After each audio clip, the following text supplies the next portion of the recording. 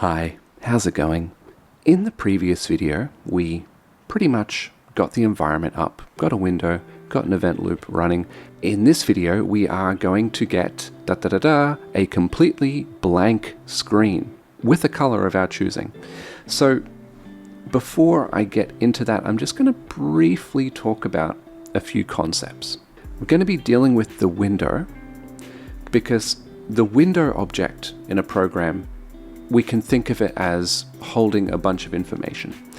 First of all, there's everything that you see on the screen. That's called the surface. It's like a container with all the pixels in it. In addition to that, in most windowing libraries, a window will somehow store some events. So if we think of a window struct as containing the physical stuff that we see, plus the events that we put in, like mouse and keyboard and stuff, that's useful. But for our renderer, we need to sort of extract the raw surface, and then we'll be able to write to that. So that's probably enough talking for now. I'm just going to jump right into it. If I pop up the top to these imports, I'm going to need to be able to query the physical size of a window. And so I'll use the DPI physical size module. I'm going to be working with a window, so as well as the window builder, I'm also going to import the window module, and that should be it for now. I'm going to declare a struct.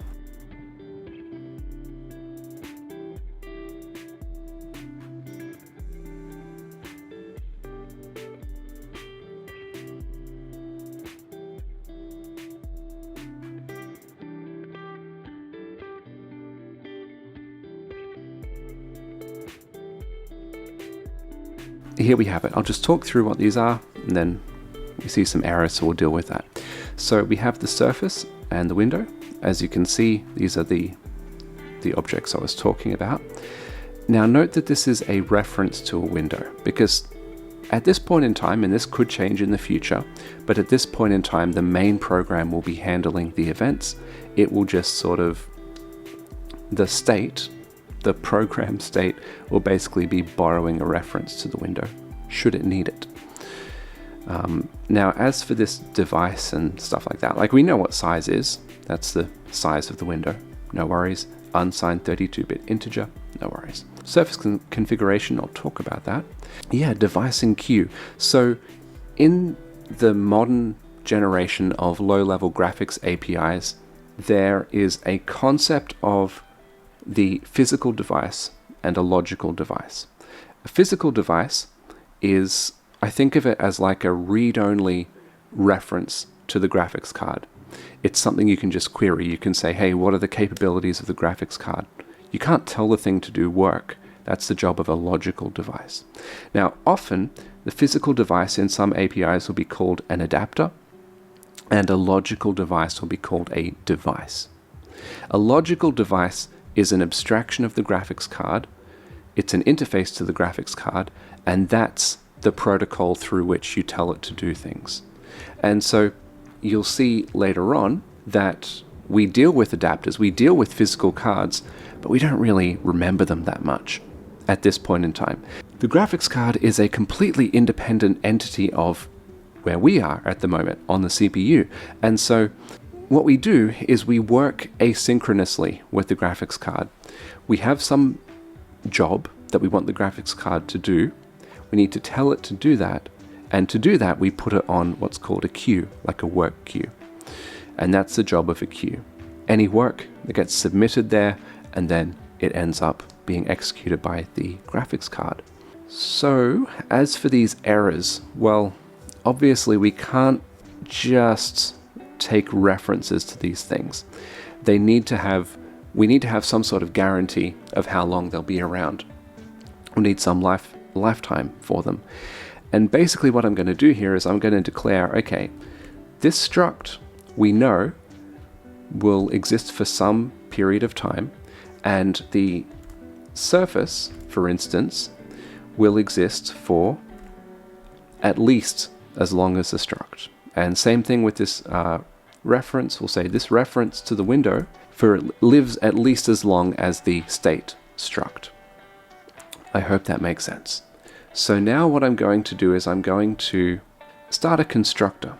So I'll just scope into the implementation for that struct.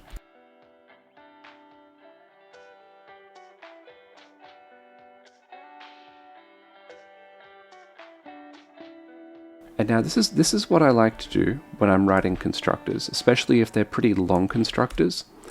I know that in the end, of course, this constructor is going to return one of these structs. But if I keep this around, it'll give me error codes all the time, which I think is really frustrating.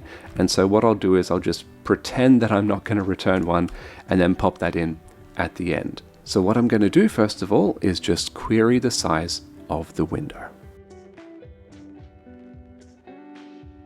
And now I'm going to create what's called an instance, which will be used for various constructors in this function. Now, here's a common pattern, which you'll see in a lot of low-level graphics APIs, which is, first of all, we create what's called a descriptor, which holds a specification of the thing we want to create. And then that descriptor is used to later create the thing.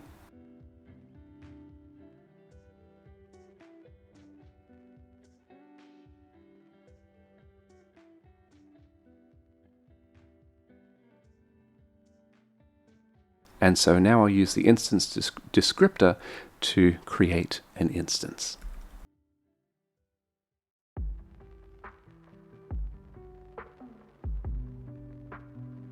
In addition to an instance, I'm also going to need the adapter in order to query the capabilities of my system.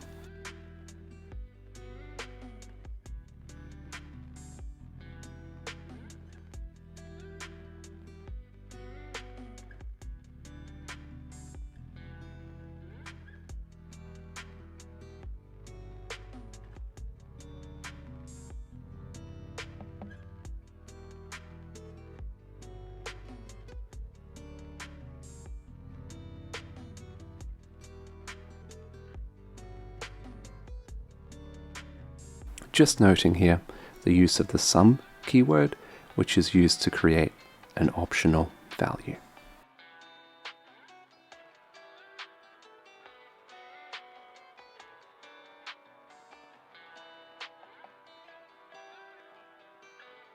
With WGPU, we're working with the GPU, of course, and so some of these functions are going to be asynchronous, and that's the reason for the use of the await keyword here. However, it says here that's only allowed within asynchronous functions. Okay, no worries. So I'll just pop up the top here, make this an asynchronous function, and we should be good for now. All right, so at this point, I'm going to create the device.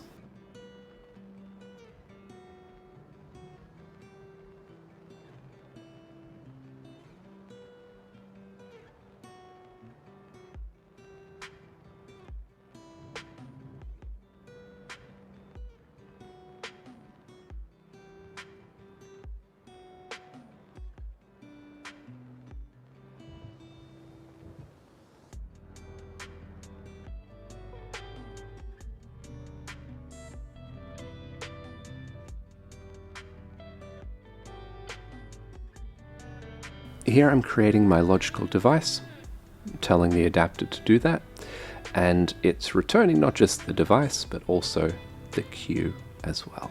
So now I need to sort of work out what my surface configuration will be.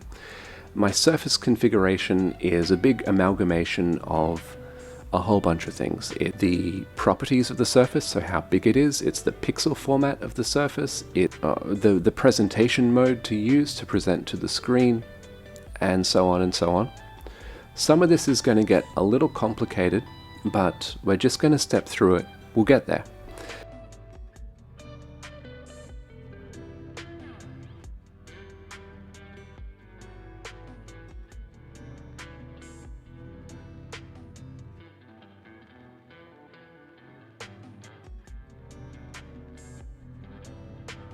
So what I'm doing is, of course, this is going to give me back a whole lot of different formats. And so I want to look through those formats and pick an appropriate one. So I'm going to filter this the filter I'm going to apply basically, yeah, whether it's an sRGB. And again, this is one of those situations where I'll admit I'm not 100% on top of how this code is working. I'm pretty sure there are more sane ways to write it. Hey, you know, as they say, it was out there, so I saw it, so I used it. Okay, so my understanding of this is that we apply this filter and then we attempt to find basically the first instance which passes through this filter, or something like that. What would I know? And then we attempt to sort of unwrap that, and if there was a surface that matched that format, then we're good. And otherwise, we use the OR case, which is going to be the first format that we see. Okay, so if I just hover over here, I see that for my surface configuration, I need to provide a whole lot of things. Let's start with the usage.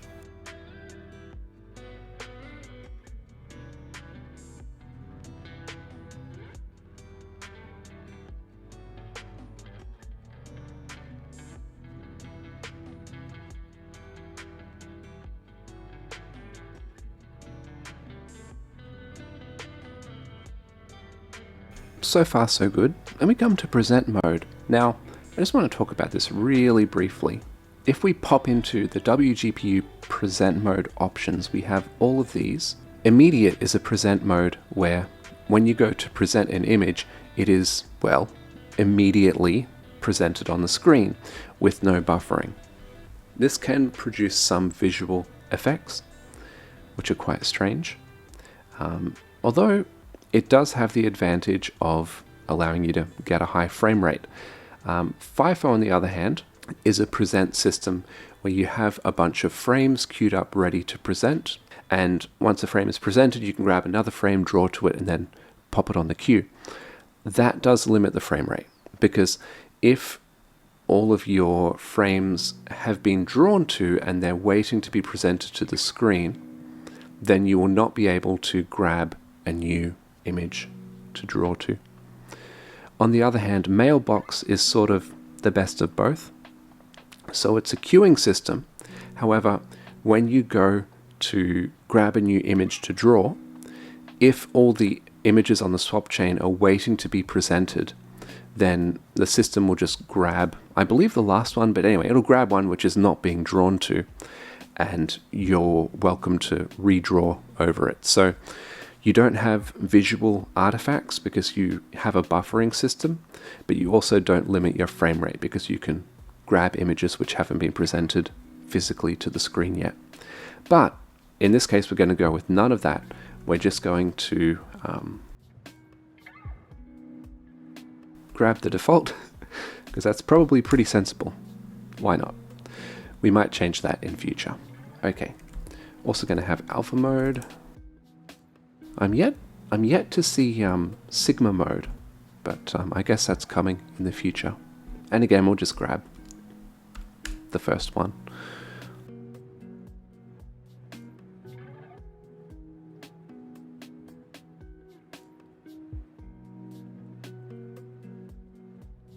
Okay, so this bit here, desired maximum frame latency, is, yeah, it's basically a hint for the number of images to queue up in advance for the present buffering system. And as it says in this hint, typically between 3 and 1, but 2 is generally best, so we'll just go with that. So now with this surface configuration sort of set up, this is our request for the surface, so then we can just go ahead and configure it. And now at this point we finally have everything done. I'll just go up to the top and put this in and then go, see this? If I put this in, it makes it all red. I hate that. Anyway, so I'll just go right down to the bottom and create and return a window.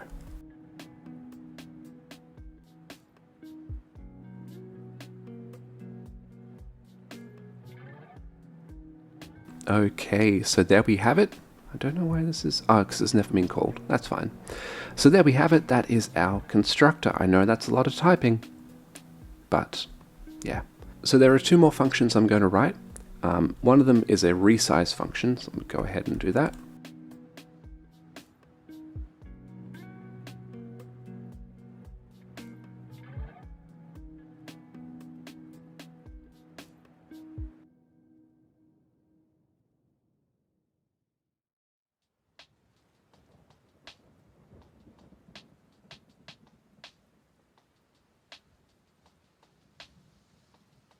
So there we have it. See there, of course we borrow a mutable reference to self so that we can change our size. Really it comes down to just calling that surface configure function again. Now for the exciting bit, and that is rendering. So sorry if any weird sounds are coming through. I'm still getting over a sickness which stopped me from uploading recently.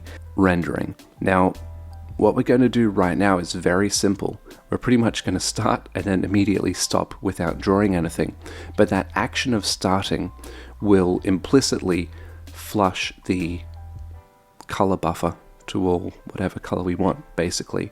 When we render, we start something called a render pass. Now, a render pass at its core is really a description of the various resources that we want to output to and use.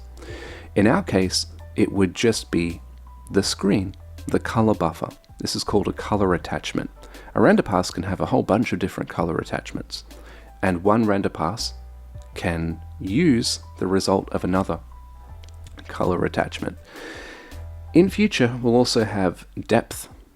Well, you can only have one depth attachment, only one depth buffer, but we'll have that in the future. But really, that's all we need to worry about with a render pass. And then the thing is, in OpenGL, you would execute a call like draw a triangle, submit it. Draw a whole bunch of triangles, draw a model, submit that. Not so with WGPU or any other modern API. With those, you sort of record all of the drawing commands into a structure and then submit that as a whole job. Now, the benefit of that, of course, is the more information the GPU has available, the better it will be able to optimize because it knows exactly what work needs to be done. So in order to do that, I'm going to create what's called a command encoder, record commands on that, and then submit that as a job onto the queue, onto the GPU. But that's probably enough talking for now.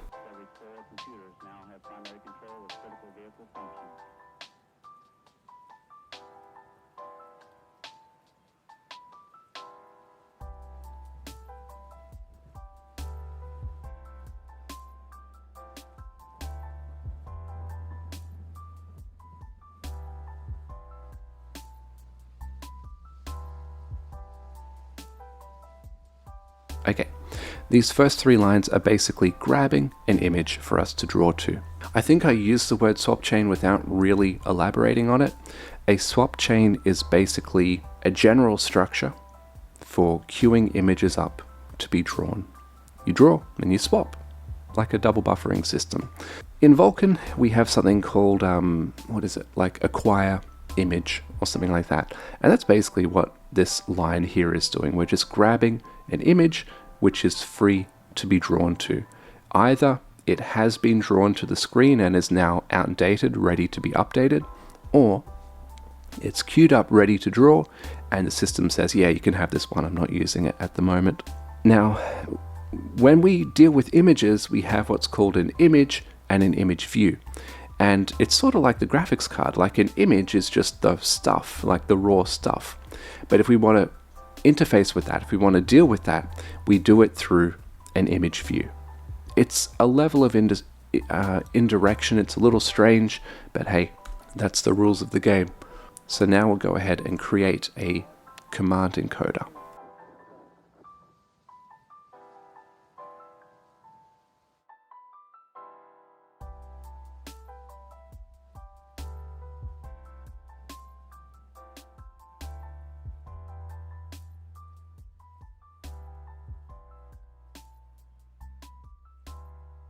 Now what I'm going to do is I'm going to define basically the clear color that I want to flash onto the screen, And this is done through what's called a render pass color attachment. It's a little bit more than just a color. It's also a description of the operations to take upon beginning the render pass, the operation to take upon ending the render pass, whether we want to keep that data stored on the screen or not. Anyway, let's do it.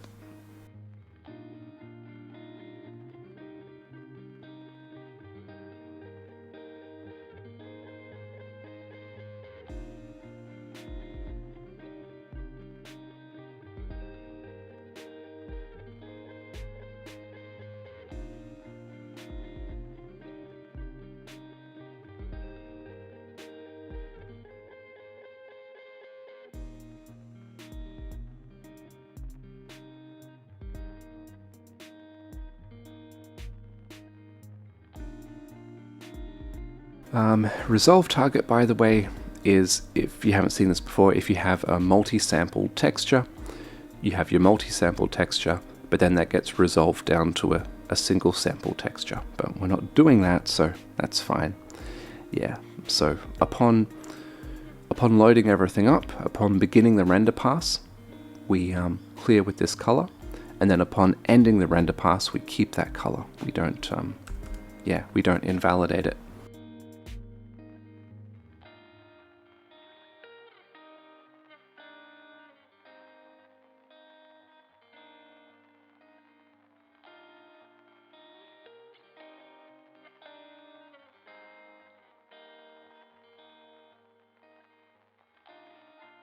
Finally, we have got our render pass descriptor. Like I said, really at the heart of it, it's a description of which resources are going to be modified by rendering. But let's go ahead and spin this up. So we'll tell our command encoder to begin the render pass, and then immediately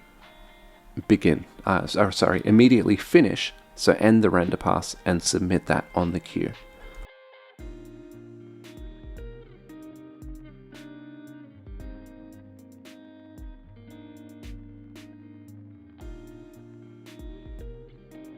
We do the graphics work, and then we present that to the screen. Sort of, if everything got to that point and it was fine, then we can signal that we're good.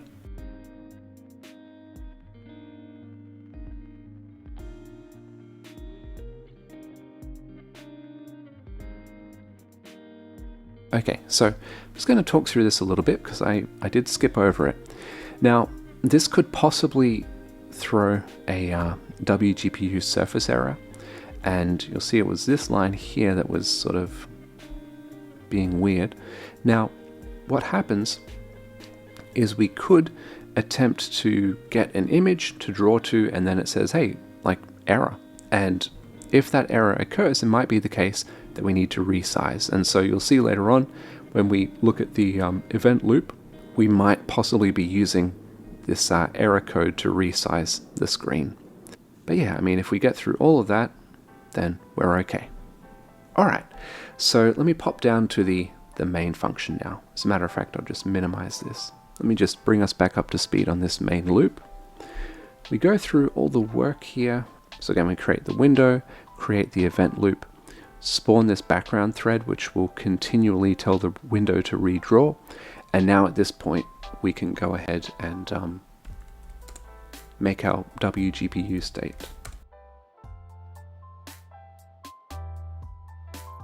But now we're going to have trouble, aren't we? Because I am calling this from a function. But await can only occur in asynchronous functions. What a nightmare. So what I'm going to do is I'm going to just make a function here, called run, which does all of this, and this needs to be asynchronous. So we got that. Awesome. Cool. Now if I go down, I need to have a way to call this function, but it's an asynchronous function. So if I just go run like this,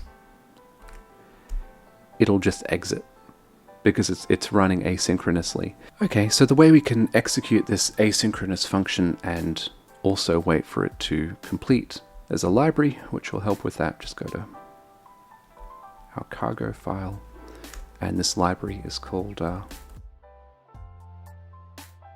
just let cargo check do its thing. Okay, so now what I can do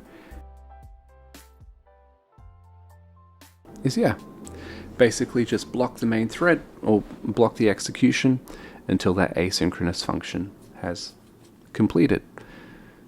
That should work for us. Okay, but we can see now that we've got a problem, and it's up here. And the problem appears to be, if I'm understanding this right, that we have this window, okay, it says cannot move out of window because it's borrowed from the state. So, okay, no worries. What we can do is use the states window. And there we should be good. Now let's go to that new frame function, and we'll just go ahead and there's a function called request redraw. So what I'm doing is I'm just requesting a redraw, but then later on I will actually perform that redraw. Now the reason for that protocol is that there are actually many events which can force a redraw to be requested, and so it's a good idea just to, instead of forcing a redraw every time, to just queue up a bunch of requests and then process them in one go. When we're dealing with the window events, this is the point at which I'm going to handle that that redraw. So it's a it's a redraw requested event. If we get that, then we'll just go. And now I'm dealing with the error code which could return from that. So if we run it and we get no error code, then awesome.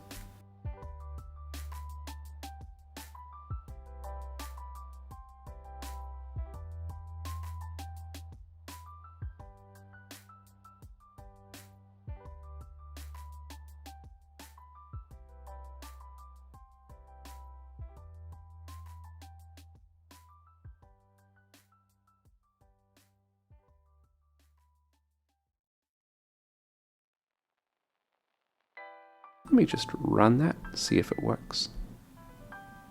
Awesome, cool. So we've got our,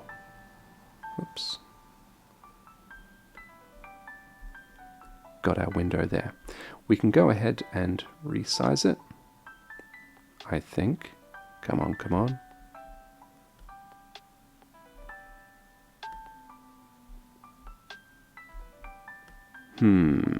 Or not. I don't know. I don't know what's going on there. There's one more that I missed. If I go up, okay, so we can close requests, we can redraw, we can also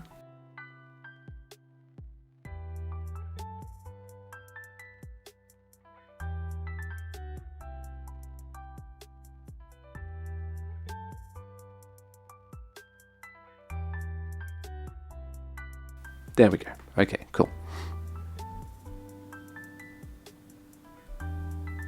Yeah, perfect. Okay, so now we're getting the resize event working properly. I think the lost event actually occurs, and we minimize. Let me try that. So minimize, and then bring it back. Seems to work. Fingers crossed. Okay, so let me talk through this really briefly. What we did today is we made our basic state machine for WGPU. We basically created a device and a queue on which we submit work to the device. We took a window and from that extracted the surface, that's the raw pixels that we're working with, and they were our render target. We had a look at the descriptor pattern where we describe something first and then create it, and we had a look at rendering, in which we create a render pass describing the resources we're going to modify. We begin it, immediately end it, and that flushes our screen with color. So I guess, yeah, as an exercise, I don't know, play around with this a little bit. set your favorite color, think about life, have fun, and I'm stalling. So that'll be it for now. All right, so all the best, happy coding, and I will see you again in the next one. Bye.